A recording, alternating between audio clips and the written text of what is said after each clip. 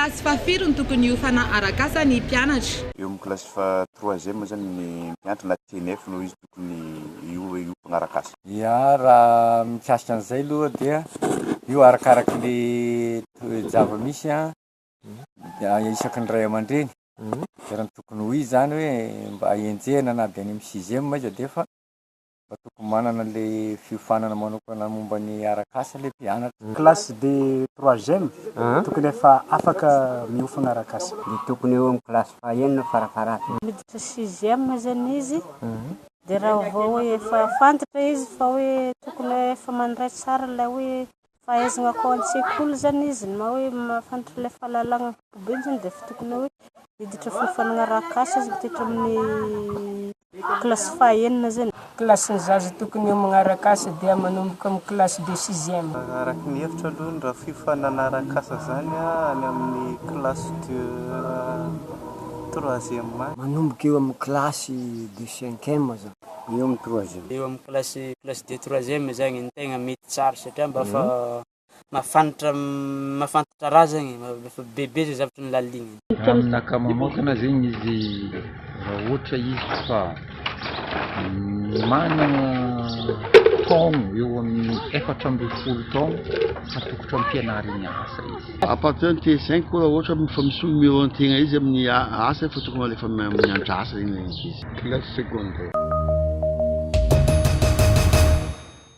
Everinao ve fa manampy ny mpianatra hiofana hiatrik'asa ny fanabeazana azony any amin'ny lycée ankehitriny?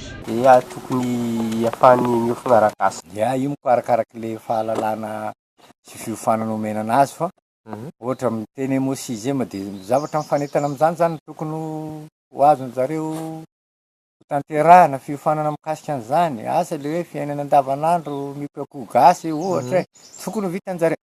Ohatra indray fa hiditra amin'le fiofanana arak'asa ambonimbony zany dia tokony hiakatra koa le niveau an'le mpianatra zany.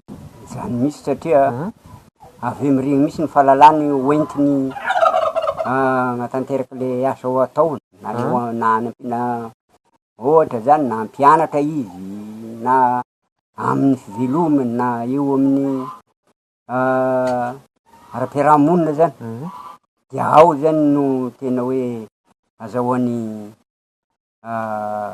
fahalalana zany mbo hanatanteraka fiainany rehetra. Araka ny fahafantarako zany tokony efa hoe ahafahany miomagna arak'asa zany ny fahalalana azony an-tsekoly. Mbola ilaina ve ny fampianarana fahaiza-miaina na ny éducation civique eny amin'ny lycée? Inona no antony? Tokony ho exigena mihitsy na dia amin'ny université zany tokony ho isy zany fanabeazana an'izany satria matetika rehetanareo rehefa tonga ao dia mivary lavo ny asanany.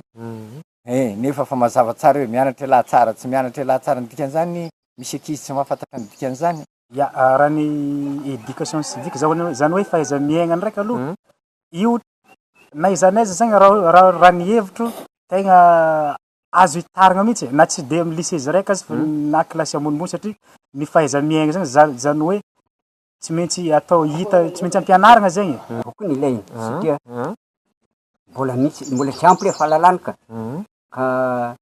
vao maika mivelatra zany le saigna ananjy le fahalalany satria le fiainana aty amin'ny satria raha fa andrangany lycée moko izy dia fa agnatiny hoe fa izakany fiainana maha-olo maventy izy zakany le fiarahamonina dia mety tsy hitovy amin'ny fiainana aty amin'ny sekoly aty ambany sony zany le toe-saigna. Ilaina tena ilaina mahampy reny raha ohatra misy ao anatin'ny fandaharam-pianarana tegna ilaina be satria igny tena mampandroso ny firenena reny raha ohatra miditra ao fandaharam-pianarana ao.